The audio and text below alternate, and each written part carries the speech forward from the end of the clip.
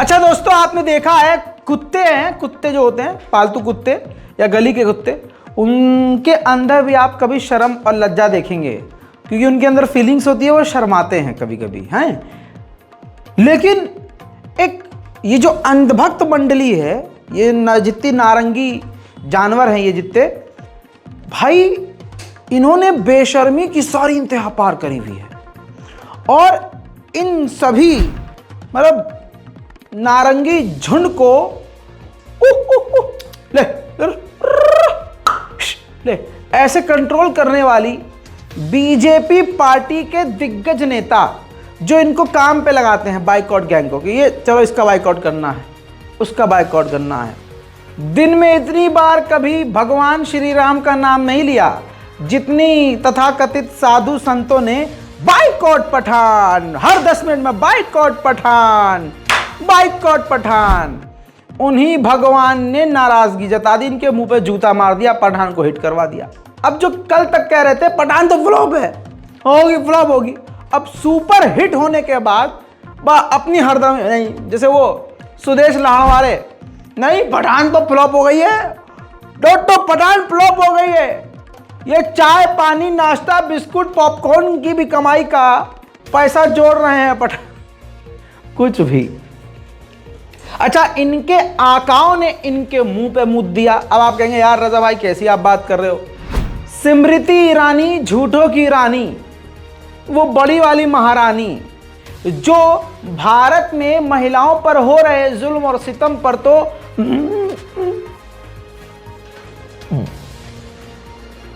ऐसे रहेंगी, लेकिन जैसे ही कोई मोदी जी से सवाल पूछ लेगा, आपको माफी मांगनी पड़ेगी, आपको माफी मांगनी पड़ेगी, हाँ बौखला जाएगी। उनकी बिटिया की शादी हुई और अपनी बिटिया की शादी के रिसेप्शन में पठान को बुला लिया। अब यहां पर किसी का सनातन धर्म आहत नहीं हुआ। यह देखिए बाइकआउट गैंग के मुंह पर कैसे झूठों की रानी ने थूक दिया बलगम वाला, ये देखिए, आहा तस्वीर देखिए आप, ये अपने पास से नहीं लगा रहा हूं, ये पूरी स्पेशल रिपोर्ट करी है दैनिक भास्कर ने। आहा ये देखिए स्मृति ईरानी की बेटी शैनेल के रिसेप्शन में पहुंचे सेलेब्स, शाहरुख खान से लेकर एकता कपूर तक, इन सितारों ने बढ़ाई पार्टी की रौनक। मैं कह रहा हूं पार्टी की रौनक, अबे ये अंधभक्तों के लिए जिंदा मौत हो गई। अब इसके बाद अंधभक्तों की भीड़ में सन्नाटा है। ऐसा लग रहा है ट्रक ट्रक भर भर के ये बाइकआउट गैंग इस वक्त किसी जंगल में जाकर गू से होली खेल रहे होंगे। अच्छा सच में खेल रहे हैं क्या? अरे दिखाओ।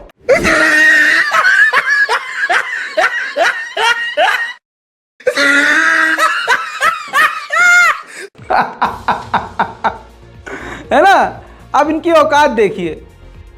मतलब स्मृति ईरानी जो खुद इस्लामोफोबिया फैलाने में आगे, मुसलमानों के नरसंहार पर खामोश, ईसाइयों पर खामोश, महिलाओं के कत्ल पर, उनके बलात्कार पर खामोश, और बाइकआउट पठान गैंग को सपोर्ट करने वाली ये महिला, और उन्हीं पार्टी की ये महिला एक बड़ी दिग्गज नेता जो बाइकआउट गैंग पिछले कई हफ्ते और कई महीनों से चीख रहे थे, अपनी ही बिटिया के शादी में रिसेप्शन में पठान को बुला लिया। वाह। उधर मेरे दोस्तों अंधभक्तों को तगड़ा झटका, बाइकआउट गैंग को तगड़ा झटका ये लगा है कि उनकी ब्रांड एम्बेसडर कंगना रनावत के तेवर बदले बदले नजर आ रहे हैं। जी हाँ, जिससे अंधभक्त मंडली पूरी तरह से सदमे में जा चुकी है। उनके जो घुंघरू हैं मुंह में आके फंस चुके हैं, और जो किडनियां हैं वो तो होगी नहीं, वो तो बेच खाई होगी ससुरों ने। खैर, अब आपकी स्क्रीन पर स्वरा भास्कर ने एक मुस्लिम व्यक्ति सपा नेता से ब्याह कर लिया। पता तो इतना चल ही गया होगा, फहद से शादी कर ली, और ये उन्होंने कुछ तस्वीरें शेयर करी, जिस पर उम्मीद ये थी कि कंगना रनावत जो हैं फिर से जो है ज्ञान देंगी और कुछ नई बात बोलेंगी हिंदू राष्ट्र और लव जिहाद के बारे में। लेकिन यहाँ देखिए उन्होंने विश कर दिया है, you both look happy and blessed that God's grace marriage happen in the heart rest all are formalities. 2 दिल भी लगा दिए हैं मेरे मित्रों। इसके बाद अगर कहानी यहाँ तक रुकती तो बात ही ख़त्म हो जाती। इतना ही नहीं, जब ये देखिए ओपी इंडिया यानी भगवा गुंडों की जो वेबसाइट चलती है जिसमें फेक न्यूज़, नफ़रत फैलाने वाली बातें, ये सब, उसमें राजा मौली जो RRR के जो डायरेक्टर हैं और बाहुबली फिल्म के डायरेक्टर, उन्होंने एक अपनी मन की बात रखी थी जिसमें उन्होंने कहा कि जो धर्म और रिलीजन का मैंने काफ़ी अध्ययन किया, उसके बाद मुझे लगता है कि धर्म जो है शोषण करने के लिए होता है। इस पर किसी धर्मगुरु ने अब तक कोई टिप्पणी नहीं की, क्योंकि भाई हम आज़ाद भारत में हैं। अगर कोई नास्तिक भी है तो हम उसको कुछ नहीं कह सकते। इस पर RRR राजा मौली की आलोचना होना शुरू हुई, लेकिन उस पर भी ये देखिए अगला ट्वीट उसी पर रिप्लाई कर दिया, यानी जिनको गोबरखोर अपना ब्रांड एम्बेसडर बता रहे थे, आज उन्हीं की ब्रांड एम्बेसडर की शायद आंखें खुल गई हैं। उन्होंने बेहतरीन तरह से रिप्लाई किया और कहा कि ओवर रिएक्ट करने की ज़रूरत नहीं है, हर जगह भगवा झंडा ले जाकर गाड़ने की ज़रूरत नहीं है, हमारे काम शब्दों से अधिक बोलते हैं। जी हाँ, काम से ही बोलना चाहिए। साथ में उन्होंने कई लंबी चौड़ी बातें करी, यानी जो प्रोपेगेंडा राजा मौली के खिलाफ चलाया जा रहा था संघियों की तरफ से, तुरंत कंगना रनावत ने, जी हाँ, उन्हीं का बायकॉट कर दिया। मेरे दोस्तों, अगर ये बदलाव हकीकत है तो बहुत अच्छी बात है, और एक बार फिर से जिंदा मौत भक्तों के लिए।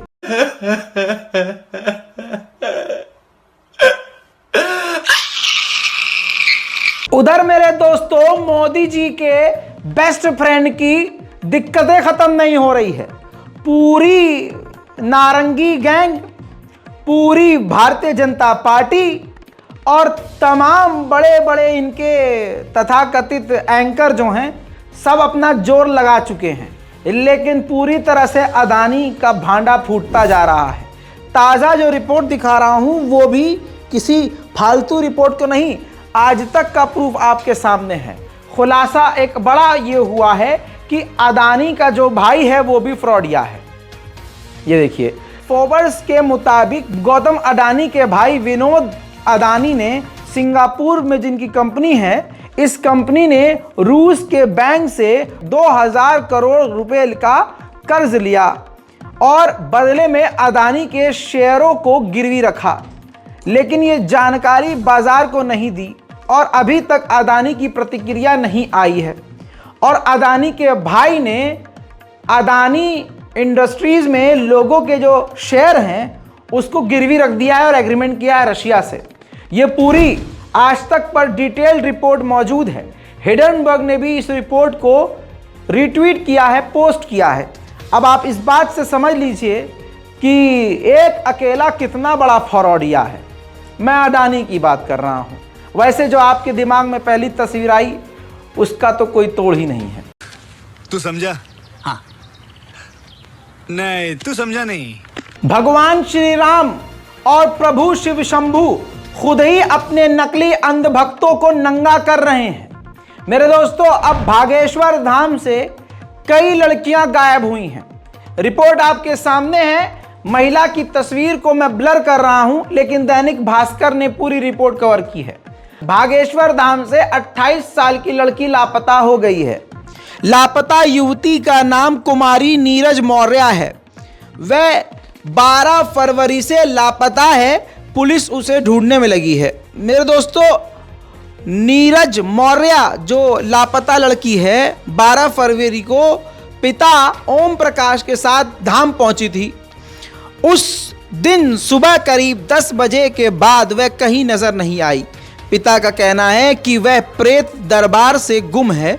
उन्होंने लोगों से मोबाइल नंबर 79 55 49 24 38 या छतरपुर जिले के थाना बमीठा पर जानकारी देने के लिए कहा है, लेकिन गोदी मीडिया पूरी तरह से खामोश है। कमाल यह है कि बाबा का अब कलम नहीं चल रहा है जो कागज पे यूं लिख के बता देते हैं तुम्हारे साथ ये होने वाला है, तुम्हारे पिता का नाम ये है, तुम्हारे चाचा का नाम ये, तुम ये हो जाओगे, तुमने जिंदगी में ये किया है, तुम ऐसा आगे सुनो। अब वो आदमी ये नहीं बता पा रहा है कि उन्हीं की शरण में अगर कोई महिला, वो लड़की गई थी, कहाँ गई है, वो अब है कहाँ? पेन की स्याही खत्म हो गई है बाबा की। उधर आप देखिए वो जो बाइकॉट गैंग है जो हर बार में चीखने लगता है, अरे हिंदू बेटियां खतरे में है, ये लव जिहाद चल रहा है। अब देखिए पूरी तरह से ये ससुरे खामोश हैं। इधर आ, इधर ये लौंडिया गायब हो गई है, हिंदू लड़की, उसके लिए तुम आवाज़ ना उठा रहे, क्यों? अरे बेकार की बातें मत करो, पता था हम जा रहे हैं हिंदू राज बना रहे हैं, आज चल रहे हैं, आओ हिंदू राज। इधर आओ, इधर आओ। वो दिल्ली में और अलग अलग जगह, मुंबई में भी, महाराष्ट्र में भी, हिंदू लड़की का हिंदू ही बॉयफ्रेंड ने कत्ल कर दिया। इस पर बाइकआउट क्यों नहीं, इस पर आवाज़ क्यों नहीं उठाते तुम? ये बेकार की बातें हैं, हिंदू राज बनाने चल रहे, आ जाओ। हिंदू राज बना ले तू हिंदू राज बना, जाके हिंदू राज बना तू। माफ़ कीजिएगा दोस्तों, यही हकीकत है इस समाज की, आज के इस मुर्दा समाज की यही हकीकत है। आप जानते हैं सिर्फ बहाना तलाश किया जा रहा है मुसलमानों को बदनाम करने के लिए। क्या आपको पता है निकिता यादव के साथ क्या हुआ है, कितनी प्लानिंग के साथ किया गया है? चलिए मैं बताता हूं और इन सभी नारंगियों की फाड़ता हूं। क्या? Fill in the blanks. क्या आपको मालूम है कि साहिल गहलोत ने जिस निक्की यादव को कत्ल किया वो उससे पहले शादी कर चुका था, वो किसी गंदे रिलेशनशिप में नहीं थे।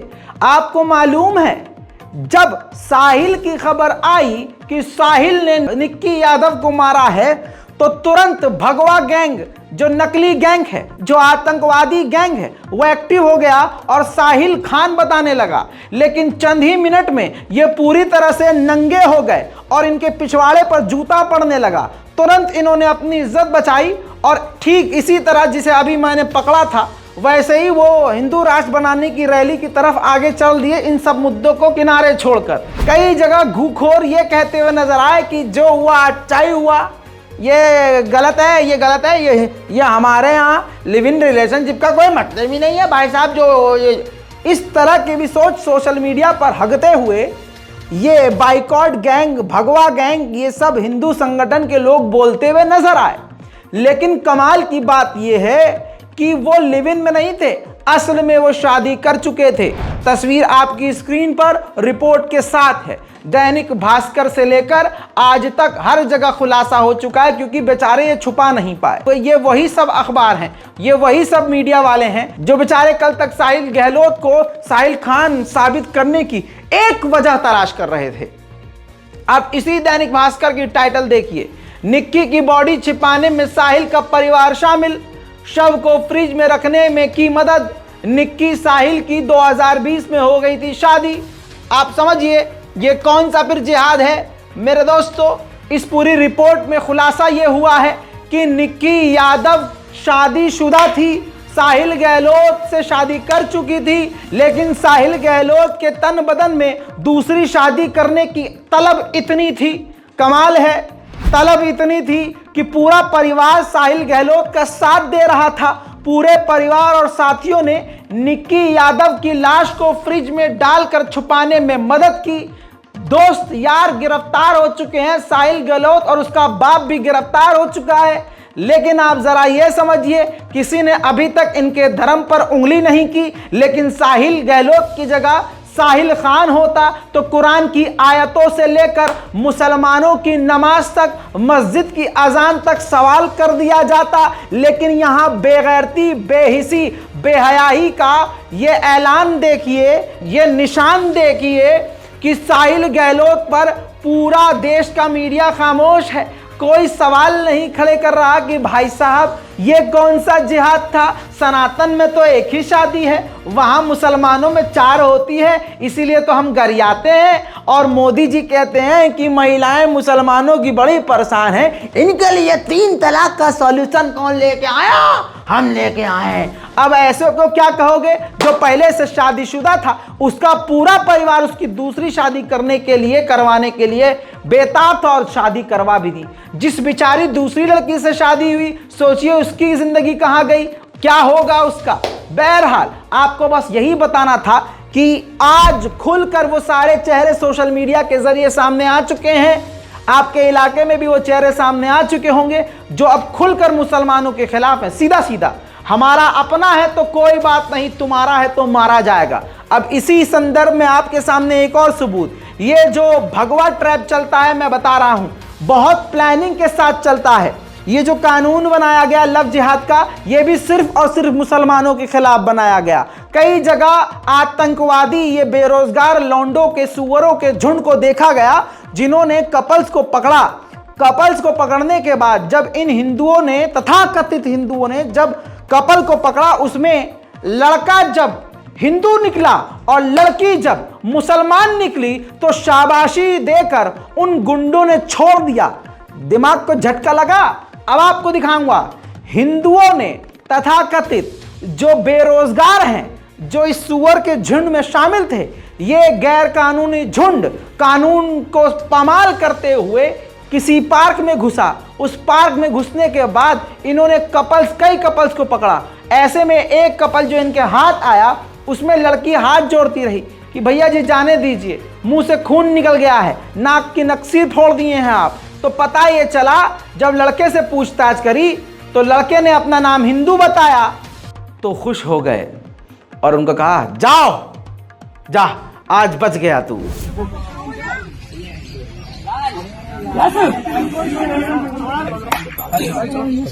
नाम क्या है इसका? नाम क्या है? नाम क्या है?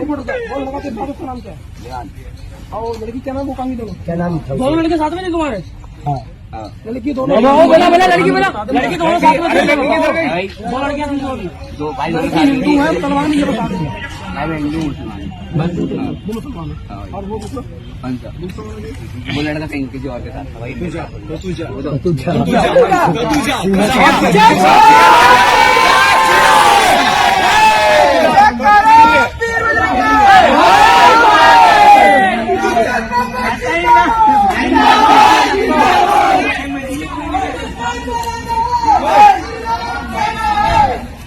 अब ये देख लिया, अभी भी कह रहा हूं मुसलमानों, अपनी बहन बेटियों पर नजर रखो। और उन पर नजर रख के आप करोगे भी क्या, जब मुसलमान लड़कियां बेगैरती पर उतारू हैं। इसी वजह से ऐसा हो रहा है। महिलाओं, अपनी मुसलमान लड़कियों से यह बात कहना चाहता हूं, एक बात याद रखना, ये जो कुछ भी हमारे खिलाफ कह रहे हैं, असल में ये वो खुद काम कर रहे हैं। तो जो कहते हैं कि मेरा वाला अब्दुल ऐसा नहीं है, असल में ये बात याद रखना, अगर तुम किसी हिंदू लड़के के साथ हो तो ये मत सोचना कि तुम्हारा राहुल ऐसा नहीं है। असल में तुम्हारा राहुल ही ऐसा है, क्योंकि वो किसी एजेंडे के साथ तुमसे दोस्ती करेगा, किसी एजेंडे के साथ ही तुम्हारे साथ दो लफ्ज बात भी करेगा, तुम्हारे जिस्म को नोचेगा। क्योंकि यहां तो पूरी बजरंग दल ने छूट दे रखी है, मोदी जी ने छूट दे रखी है कि मुसलमान लड़कियों को तो तुम खुले में बलात्कार करो।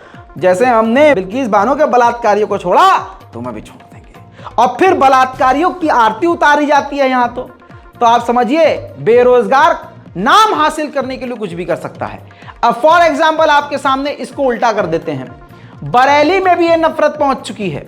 बरेली के मुसलमानों से कह रहा हूं, भैया कम से कम आंखें खोलो, हालात देखो। बरेली में एक मुसलमान लड़का अपनी एक हिंदू लड़की के साथ पार्क में मौजूद था। बजरंग दल के वहां हिंदू संगठन के लोग पहुंचे।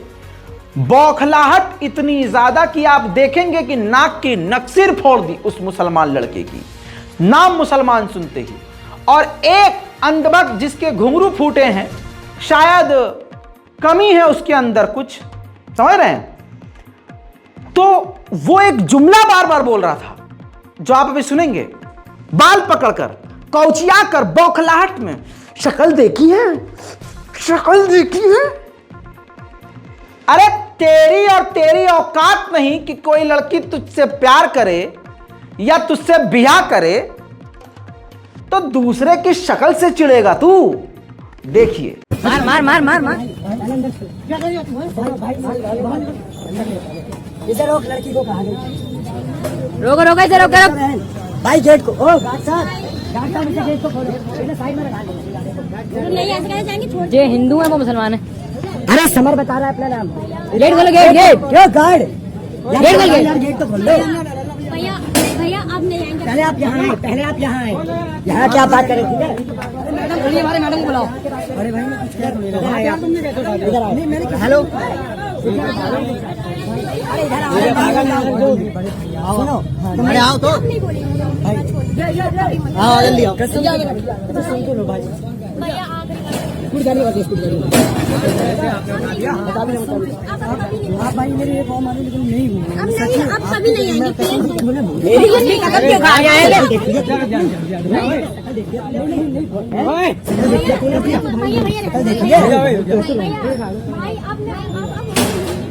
अरे बोला थाने वाले बोला भैया आ गए भैया आ गए। समर नाम लड़की को बता के उसका बॉयफ्रेंड है इनका ही।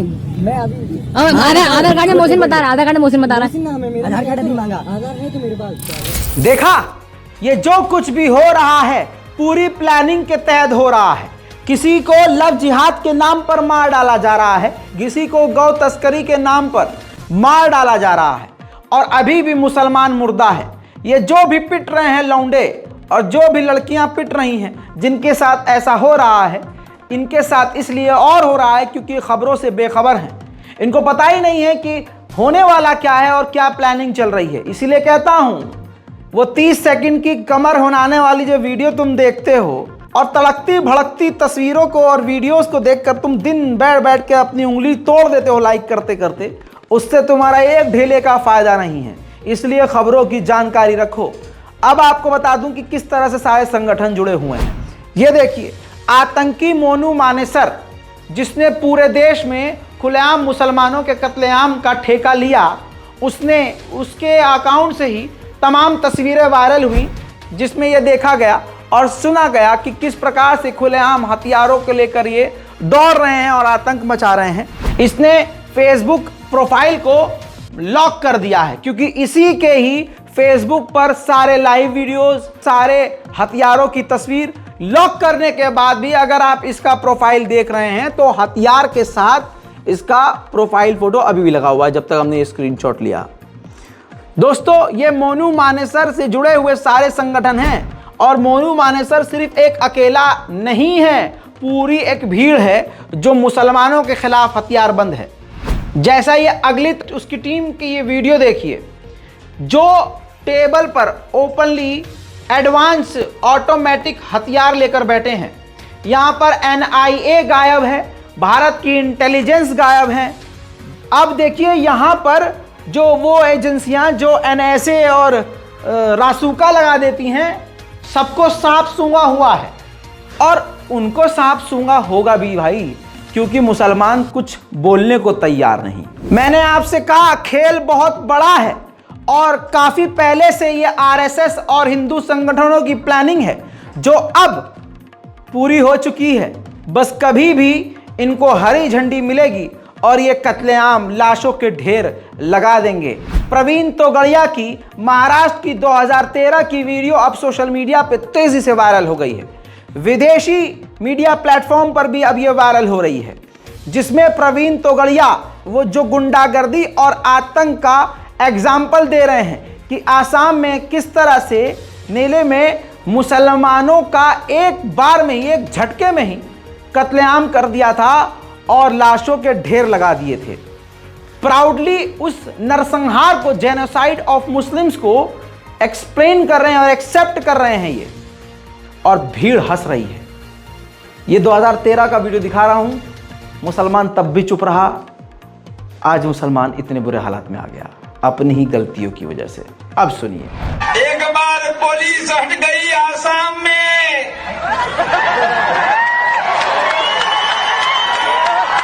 वो स्थान का नाम है नेली। अरे मेरे भाइयों, फिर तो क्या हुआ, लाशों का ढेर लग गया। गिनी तो 3 3000 से ज्यादा लाशें थी, उनमें मियां हिंदू की लाश एक भी नहीं थी। अल्लाह अकबर। दोस्तों, ये सब सुनने के बाद भी, ये सब सामने होने के बाद भी मुसलमान बिल्कुल ऐसा है जैसे अनजान है, कुछ नहीं। अब हमारी खामोशी और हमारी शराफत का यह नतीजा कि आज हमें जिंदा जलाया जा रहा है, हमें जिंदा जलाया जा रहा है। इन सब के बावजूद हमारी ही कौम में ऐसे झंडू लोग हैं जो अभी भी शिया सुन्नी देवबंदी बरेलवी ये सब कर रहे हैं। उधर पिछवाड़े पर चल रही है गोली, जिंदा जला रहे हैं हमको, और वो नकली हमारे आस्तीन के सांप, वो उनको काफिर कह रहे हैं, वो कह रहे हैं उनको, हैं? ये चल रहा है। हाँ, हद हो गई। इतना बुरा हाल है। राजस्थान में किसकी सरकार है? कांग्रेस की। जिन दो लोगों को जिंदा जलाया गया, जुनैद और नासिर भाई को, जरा सोच के देखिए कि उस राजस्थान में कांग्रेस की सरकार है। मुसलमान अपने हाल को समझ ले, समझ ले। यहां पर मैंने काफी वक्त एक बात कही थी कि हमारे लिए सब बुरे हैं, अच्छा नहीं है कोई, सब बुरे हैं। देखना यह है कि कौन कम बुरा है। सब खतरनाक हैं, देखना यह है कि हमारे लिए कौन कम खतरनाक है। तो ये कांग्रेस कोई कम खतरनाक है? राजस्थान में नासिर और जुनैद के परिवार वालों ने यह कहा कि हम लाशों को नहीं दफनाएंगे जब तक आतंकियों को, कातिलों को गिरफ्तार नहीं किया जाएगा। कांग्रेस की नेता और वहां के जो कांग्रेस के लीडरान हैं, उनके घर गए, जो धरना दे रहे थे उनको धमकाया, डराया और कहा दफना दो जितना जल्दी हो। मतलब आप समझ रहे हैं खेल कितना बड़ा है। मेरे दोस्तों, विधायक हैं वहां की जाहिदा खान, और उनके समर्थकों ने जबरदस्ती जबरन मामले को ठंडा करने के लिए नासिर और जुनैद की लाश को दफनाने के लिए पूरे परिवार पर दबाव बनाया। देख लीजिए अब वीडियो। सरपंच साहब, नई बात कुछ नहीं है, जो कहा है आप लोगों ने सब ठीक कहा है। बाकी मेरी एक मांग है कि आप लोगों ने जो बात कही हमने आपकी बात को माना है, लेकिन बॉडियों को तब तक न दफनाया जाए तब तक मुलजिम गिरफ्तार न हो जाए, क्योंकि उदयपुर कांड हुआ था, 2 घंटे में पुलिस ने सारे मुलजिमों को अरेस्ट कर लिया था। आज दूसरा तीसरा दिन लग रहा है, अभी तक मुलजिमों की अरेस्टिंग नहीं हुई है। मेरी एक ही मांग है, प्लीज प्रशासन से भी, आप लोगों से भी, खुदा के लिए ये इंसाफ पहले चाहिए। मुलजिमों की पहले अरेस्टिंग हो, गिरफ्तारी हो, उसके बाद में सारा मामला जो आप लोगों ने कहा है वो तय। नहीं, जो समाज बिरादरी, ये मंत्री की सरकार हमारे सामने बैठी है, मतलब इनसे संतुष्ट ना हो आप। देखो जी, इन आदमी से संतुष्ट ना हो, इनसे कैसे संतुष्ट ना हो? मैं सबसे संतुष्ट हूँ, लेकिन बात यह है कि बॉडियों को तब तक न दफनाया जाए जब तक मुलजिमों को गिरफ्तार न कर लिया जाए। बहुत सुन लिया, मैं तेरे ढेर सुन रहा। ऐसा है, उन 11 आदमी बुला ला, और वो 11 आदमी हम क्या जवाब देते हैं, हमने फैसला मंजूर ना, हम तो अपने घर को जा रहा थे, जाना है बॉडी जाना। कहा 11 आदमी उन्हें बुला, कहा जाओ, अरे जाओ आ गया, कहा बात है, बुलाना क्या रहे हैं, तो बात सुनो, बैठ जाओ यार, आप जब ऊपर चला जाओ, बैठ जाओ, तो मुझे हो जाओ,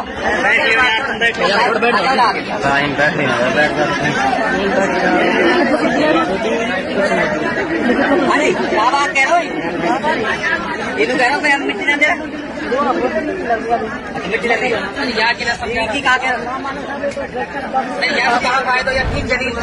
देखा दोस्तों, मुसलमान बेचारे इतने सीधे हैं, किसी पर भी भरोसा कर लेते हैं।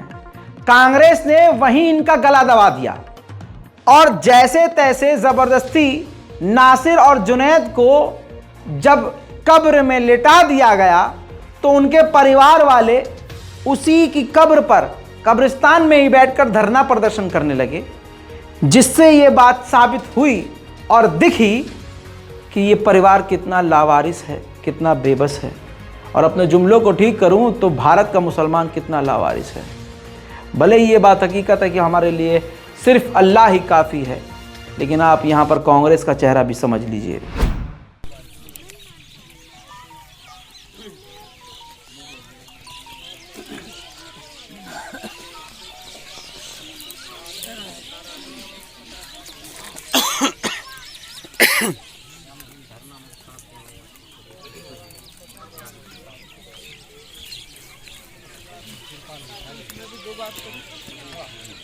उधर ये जो भारत में मुसलमानों का कत्लेआम हो रहा है गौ रक्षा दल के आतंकवादियों के द्वारा, जो अपने आप को गौ रक्षा वाला बताते हैं, वो हरियाणा पुलिस के अंडर नहीं, हरियाणा पुलिस उन आतंकियों के नीचे काम कर रही है, ऐसा लग रहा है।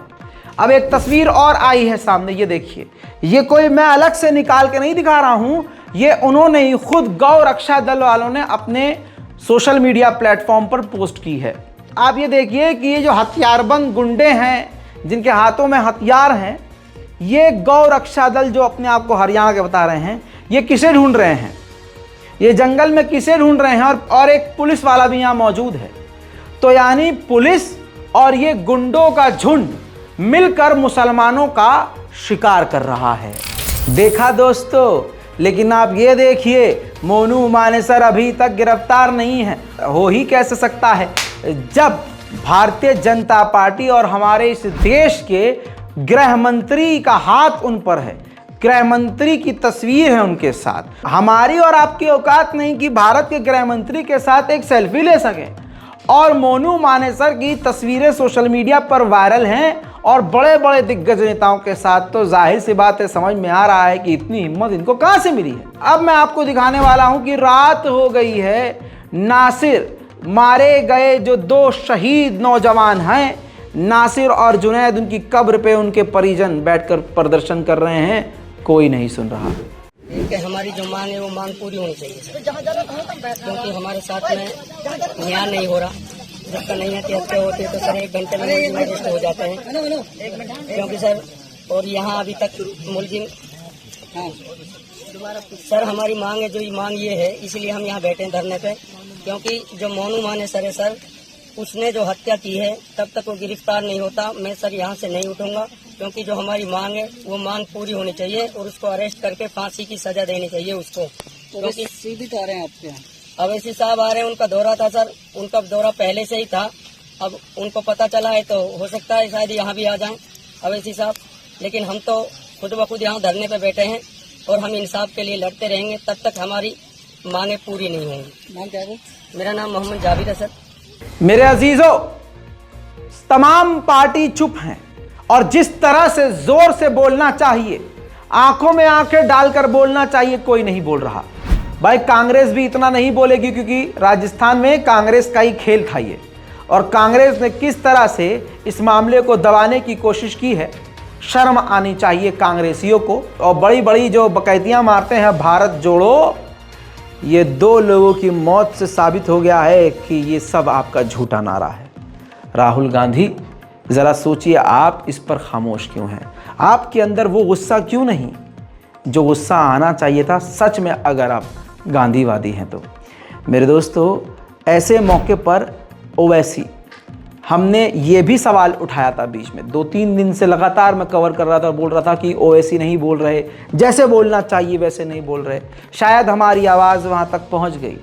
फिर उसके बाद ओवैसी साहब ने जिस तरह से बोला, मैं कभी किसी पार्टी का समर्थन नहीं करता, लेकिन खुशी हुई कि कोई तो एक ऐसा नेता है जिसने खुलकर इन हिंदू संगठन को और ये 2 जो बेचारे बेकसूर मुसलमान मारे गए हैं उनके बारे में आवाज उठाई।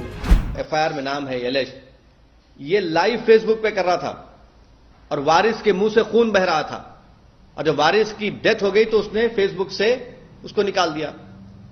इसके कई हर हफ्ता वीडियोस अपलोड करता है कि किसी का सर पकड़ा हुआ है, किसी को मार रहा है। दूसरा, यही शख्स ने मोइन नाम के एक शख्स को गोली मारी, वो यूट्यूब पर वीडियो आज भी अवेलेबल है, उसका नाम एफआईआर में आया, गोली लगी मोइन को, अब तक हरियाणा की पुलिस अरेस्ट नहीं करती उसको। ये पूरा एक ऑर्गेनाइज गैंग है, यूट्यूब पे इसके पास सिल्वर बटन है, यानी यूट्यूब के पॉलिसीज के खिलाफ वो वायलेंस दिखाकर पैसे कमा रहा है। तो ये, बल्कि जो गैंग है ये तो दारा सिंह की गैंग याद दिलाती, जो ग्राहम स्टेन्स को जिन्होंने मारा था, ये तो वही गैंग है, उसी आइडियोलॉजी पर चल रहे हैं। और पूरा हरियाणा की बीजेपी की सरकार जो ये इंसिडेंट हुआ उसकी जिम्मेदार है, क्योंकि वो इन लोगों का पैट्रोनाइज करते, इनको प्रोटेक्शन देते, इनकी मदद करते। और इसी वजह से जुनैद और नासिर को एक ऑर्गेनाइज गैंग ने, माफिया ने उनको मारा। बल्कि अगर उनके हस्बे अल्लाह निअमल वकील। इसके अलावा बता दूं, एनडीटीवी की रिपोर्ट से और कई रिपोर्ट से, जांच से ये खुलासा हुआ है कि जुनैद और नासिर को जो शहीद किया गया, आपको बता दूं कि उनके पास गौ वंश नहीं मिला, न गोश्त मिला, न गाय मिली, लेकिन उसके बावजूद मार दिया गया। आपको बता दूं, सौरभ शुक्ला की ग्राउंड रिपोर्ट के जरिए यह खुलासा हुआ कि पहले उन दोनों को इतना मारा गया कि वो अधमरे हो गए। इसके बाद वो पास के स्टेशन पर वो लेके गए उन दोनों को अधमरा करने के बाद, ये सारे आतंकवादी। और ये खुलासा किसने किया? वो जो गिरफ्तार हुआ है ड्राइवर, अब जाकर एक ड्राइवर है जो ड्राइविंग का काम करता है, टैक्सी चलाता है, वो इस पूरे खेल में शामिल था। पुलिस के शिकंजे में वो आया तो उसने बताया कि हम तो पुलिस के पास ले गए थे, लेकिन जब पुलिस ने देखा, फिरोजपुर की पुलिस ने देखा कि अरे ये तो मर जाएंगे, तो उन्होंने गिरफ्तार करने से इनकार कर दिया और हमारे साथ छोड़ दिया। जिसके बाद 200 किलोमीटर दूर ले जाके उन दोनों को जिंदा जला दिया है। अल्लाह अकबर। सुनिए सौरभ शुक्ला के चंद जुमले। हम आपको बताते हैं कि पूरा घटनाक्रम क्या है और कैसे इनकी हत्या करके इनका शव जलाए गए, इनको जिंदा जलाने की भी एक प्रबल संभावना जो सूत्र हैं वो जाहिर कर रहे हैं। आपको बताएं कि पुलिस ने इस मामले में मुकदमा दर्ज किया था, राजस्थान पुलिस ने, और एक आरोपी को गिरफ्तार भी किया था। टैक्सी चलाता है रिंकू सैनी। उसने बताया है कि जब जुनैद और नासिर अपने गाँव से 15 तारीख की तड़के निकले उस बोलेरो गाड़ी से, तो रिंकू सैनी और उसके साथ में जो दूसरे कथित गौरक्षक थे, उन्होंने इनको रोका और इनसे पूछताछ शुरू कर दी। और इस नासिर और जुनैद को जब ये बिल्कुल बुरी हालत में हो गए, बुरी तरीके के करीब से घायल हो गए, तो राजस्थान हरियाणा बॉर्डर के नज़दीक में, हरियाणा में मेवात में एक थाना है फिरोजपुर झीर का, ये उस थाने में इनको पीटने के बाद ले गए। बुरी तरीके से घायल जुनैद और नासिर नहूलुहान थे। इन्होंने पुलिस से कहा कि आप इनको गिरफ्तार करिए, गौ तस्करी कर रहे थे। पुलिस ने कहा कि इनके पास गौवंश कहाँ है, और जब बुरी तरीके से घायल देख करके पुलिस के भी हाथ पांव फूले और उन्होंने गौ रक्षकों से, रिंकू सैनी से कहा कि इन दोनों को यहाँ से ले जाओ, राजस्थान का मामला है, राजस्थान पुलिस के पास ले जाओ। यहाँ पर हरियाणा पुलिस की समझ है, इन्होंने कहा कि कैसे बचा जाए। इन्होंने बचने के लिए तरकीब सोची। उन्होंने कहा कि इन दोनों को यहाँ से बहुत दूर ले जाते हैं ताकि यहाँ की पुलिस को कानो कान शक ना हो, राजस्थान पुलिस को शक ना हो।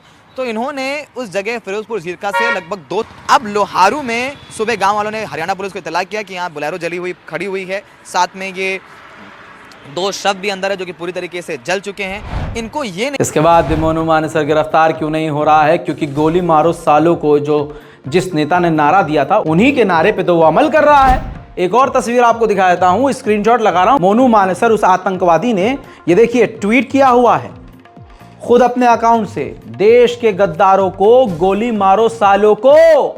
मैं समर्थन करता हूं अनुराग ठाकुर जी का। फिर बीजेपी फॉर हरियाणा को मेंशन किया है, बबीता फोगाट को मेंशन किया हुआ है, अनुराग ठाकुर को मेंशन किया हुआ है, बीजेपी दिल्ली को मेंशन किया हुआ है, मोदी जी को मेंशन किया हुआ है। हाँ, और आपको लगता है मोनू मानेसर की आइडियोलॉजी शायद अलग है? नहीं, भारतीय जनता पार्टी से और ये गोली मारो सालों के नेता से 1 इंच भी दोनों की अलग नहीं है सोच। पूरा नारा लिखा है उसने, देश के गद्दारों को गोली मारो सालों को। और कौन सा सबूत चाहिए मुसलमानों, इस देश के वासियों, कि ये गिरफ्तार क्यों नहीं हो रहा है? सोचने की बात यह है कि ये फरार है, लेकिन ANI के जरिए बार बार इसके बयानात सामने आ रहे हैं। अगर आप छोटा सा क्राइम कर दें और वो हाईलाइट हो जाए और पुलिस अगर ठान ले, तो भाई साहब, अगर आप ब्लैक एंड व्हाइट फोन भी चला रहे होंगे ना, तो यही भारत की और उत्तर प्रदेश की और हरियाणा की, जिसे आप कुछ नहीं समझते पुलिस, वो FBI से खतरनाक काम करके 7वें आसमान से घसीट के तुम्हें निकाल ले। लेकिन यहां ANI को बयान दे रहा है और ANI उसके बयान को चिपका भी रहा है, जिसमें अब ताज़ा बयान उसने स्टेटमेंट ये जारी किया है कि मैं और मेरे दोस्तों का इस कांड से कोई लेना देना नहीं है। ये असली कातिलों को बचाने की एक साजिश है जिसकी जांच होनी चाहिए। अब सवाल ये है कि अगर ANI को पता है कहाँ है, तो भाई साहब ANI को भी तो कांटेक्ट करके ये जानकारी दे रहा होगा, कोई तो डिवाइस इस्तेमाल कर। लेकिन ANI पूरी तरह से किस प्रकार से इसको मैंने कहा था ना कल और आज भी कह रहा हूं, तमाम वो चेहरे सामने आ चुके हैं जो मुसलमानों के खून के कतरे कतरे के प्यासे हैं। क्या आपने ध्यान दिया है ये तथाकथित जो हिंदू संगठन है ये हथियारों से लैस हैं। चाहे ये अपने आप को पत्रकार इनमें से कोई कहता हो, चाहे ये गौ रक्षा वाले हों, बजरंग दल वाले हों, इनके पास जो हथियार हैं वो लगभग एक जैसे हैं। ऐसा लग रहा है किसी एक बड़े इंसान ने इनको एक ही फैक्ट्री से या किसी एक अकेले देश से ही मंगाकर एक संस्था के द्वारा, एक ग्रुप के द्वारा एक ही जगह सबको बुलाकर हथियार बांट दिया है। इस इंसान को देखिए जो लगातार इस आतंकवादी मोनू मानेसर और इसकी पूरी टीम बचाव कर रही है। ये पत्रकार है जो एडवांस हथियारों के साथ है। मोनू मानेसर के गैंग और इसमें कोई आपको फर्क नजर आ रहा है?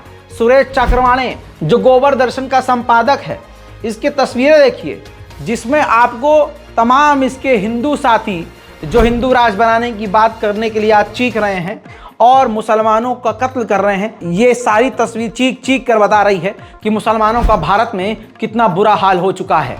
बात बिल्कुल सही तो तेजस्वी यादव ने कह दी है। उन्होंने कह दिया है कि अगर आप बीजेपी के खिलाफ बोलोगे तो आप पर छापे पड़ेंगे और अगर आप बीजेपी के साथ रहोगे तो हरिश्चंद्र कहलाओगे। सुनिए।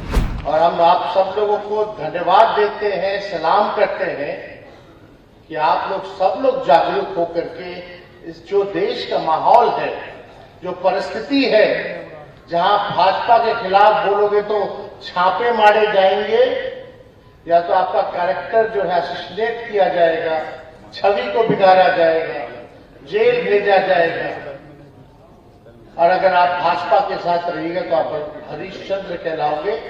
कितना भी दाग लगाओगा वॉशिंग मशीन की तरह आपके दाग को साफ कर दिया जाएगा।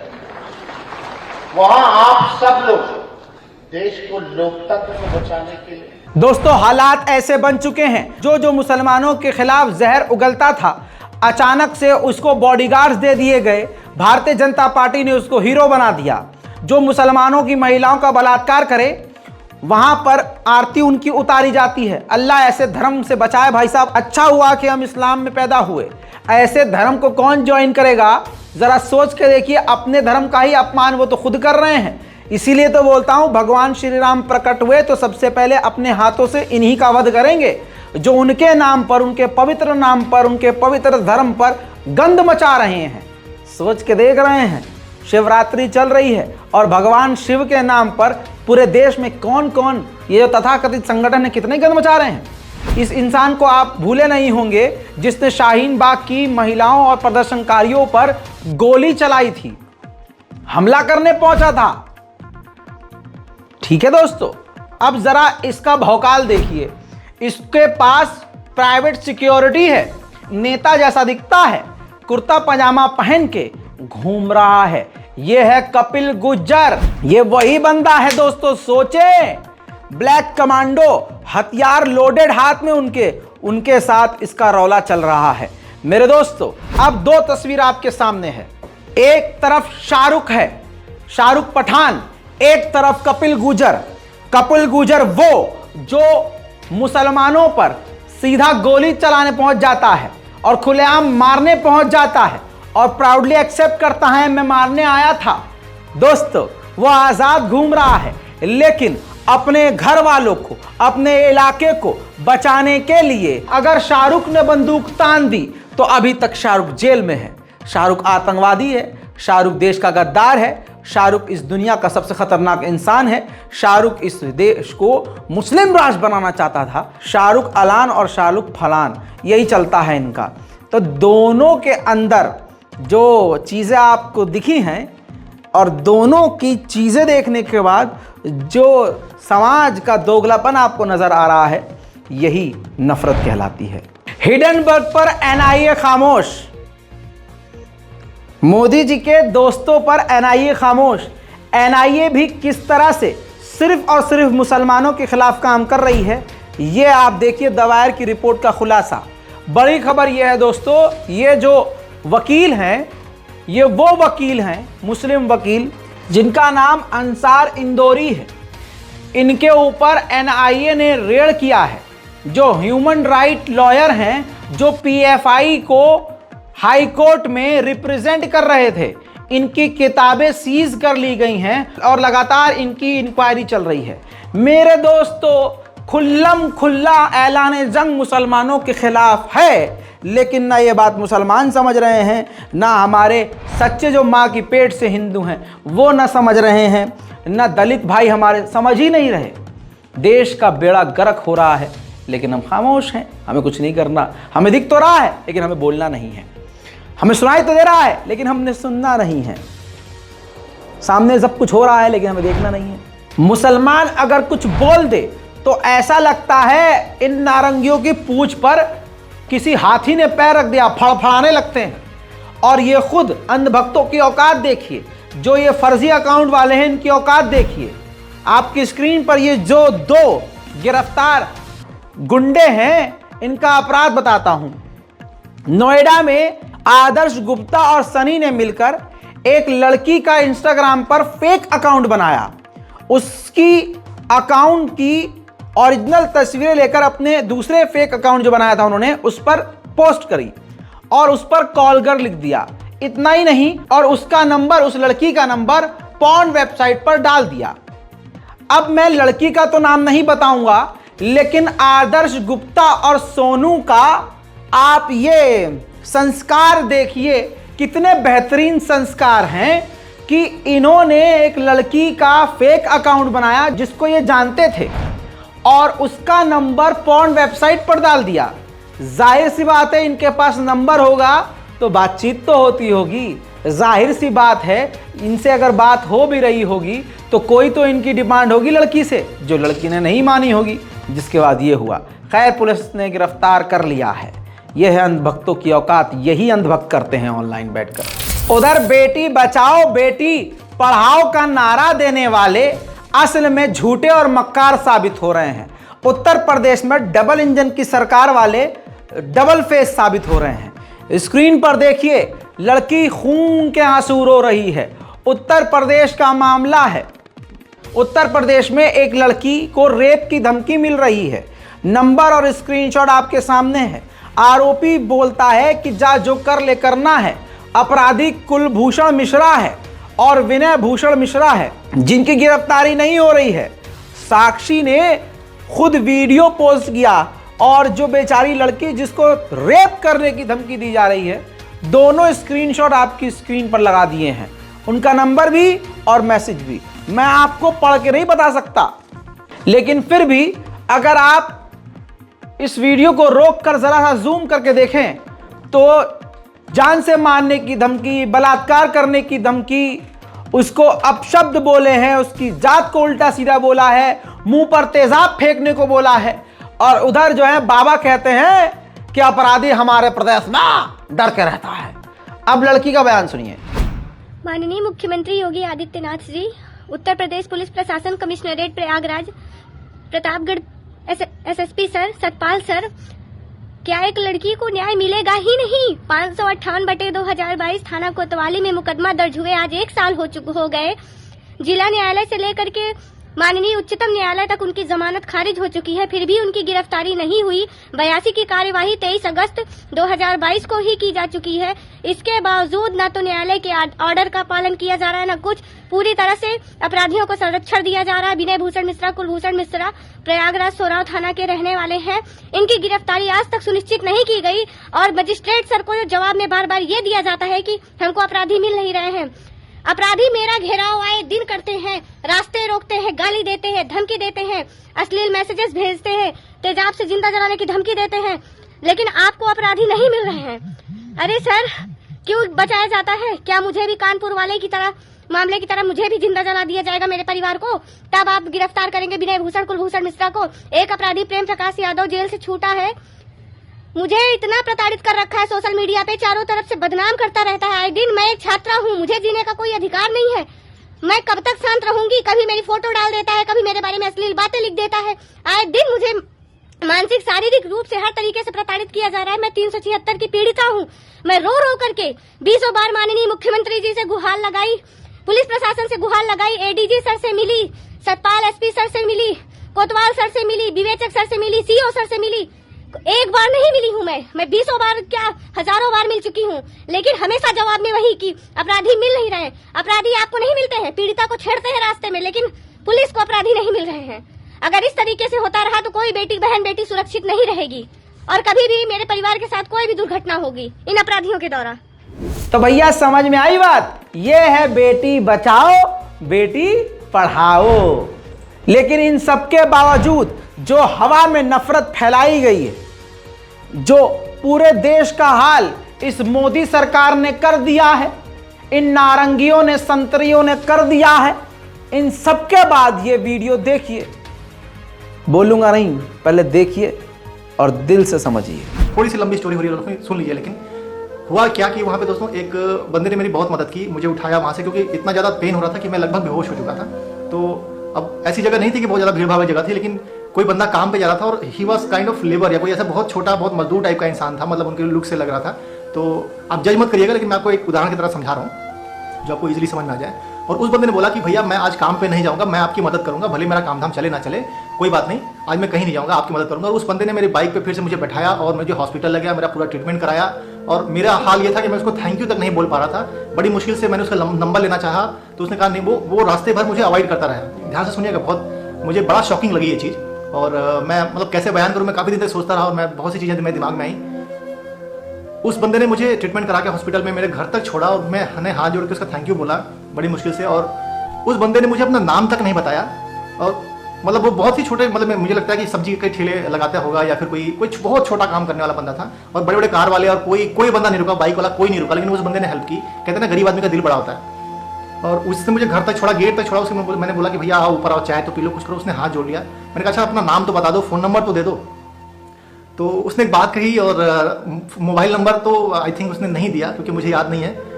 मेरे साथ के लोग आ गए थे तो शायद उन्होंने नंबर लिया होगा, मुझे खोजना पड़ेगा। लेकिन उसने एक बात कही और वो बात मतलब कहीं जाके दिल में लगी दोस्तों। और मेरा गला भर आ रहा है, मैं इमोशनल हो जा रहा हूँ। उसने मुझे एक बात कही कि भैया जी मैं मोमडन हूँ। और ये बात बहुत अंदर तक मेरे गई कि मतलब ऐसा समाज हो गया है हमारा और ऐसी थिंकिंग हुई है, जाने कौन सा माहौल हो गया है या था या अभी है या फिर पता नहीं क्या। मतलब मुझे बड़ा कष्ट हुआ कि ये बंदा पूरे 2 घंटे से मेरी मदद कर रहा है और वो मुझे अपना नाम बताने में डर रहा है, क्योंकि वो एक मोमडन है, वो एक मुसलमान है, वो एक पर्टिकुलर धर्म का था। और उसे लग रहा था कि मैं हिंदू हूँ, मुझे मतलब मेरे नाम से लग गया था या जो भी मेरे आईडीज़ वगैरह थे जो भी वहाँ पे हॉस्पिटल वगैरह में देना पड़ा। तो वो थोड़ा सा डर गया बंदा। तो अब पता नहीं ये मुझे इसको किस तरह से आपको बताना चाहिए, लेकिन आप इसको रीथिंक करिए कि क्यों ऐसा है और क्यों ऐसा उसने सोचा। और मुझे बड़ा कष्ट हो, मैंने कहा यार इंसान नहीं हो क्या आप मोमडन क्या होता है, आप तो इंसान हो ना। तो आई थिंक एक नंबर भी दिया था उसने और मैंने कई बार उस पर कॉल किया, वो कोई और उठा रहा है, मुझे नंबर मिल रहा है, बहुत परेशान हूँ। मैं नंबर खोजूंगा तो उस भाई से ज़रूर मिलूंगा मैं और आपको उनका इंट्रोडक्शन दूंगा और उस पर एक छोटी सी वीडियो बनाऊंगा। देखो मेरा गला भर आ रहा है उस सिचुएशन से जब उसने बोला कि भैया मैं मोमडन हूँ। मतलब इसके आगे क्या बोलूँ, मैं क्या ही बोलूँ। और बस दोस्तों यही तो बात है, ऐसा माहौल बना दिया गया है कि अच्छा काम मुसलमान कर तो रहा है लेकिन अपना नाम और ज़ात बताने से डर रहा है कि छोड़ो पता नहीं कौन कितनी नफ़रत मुसलमानों से करता हो। क्योंकि तथाकथित ये आज तक, जी न्यूज़, NDTV, अब ये जितने भी चैनल हैं 24 घंटे नफ़रत परोस रहे हैं हमारे साथी, हमारे हिंदू भाइयों के दिलों में, डायरेक्ट घर के अंदर। इस पूरी रिपोर्ट पर अपनी राय कमेंट में लिखिए, इस रिपोर्ट को शेयर कीजिए। जय हिंद।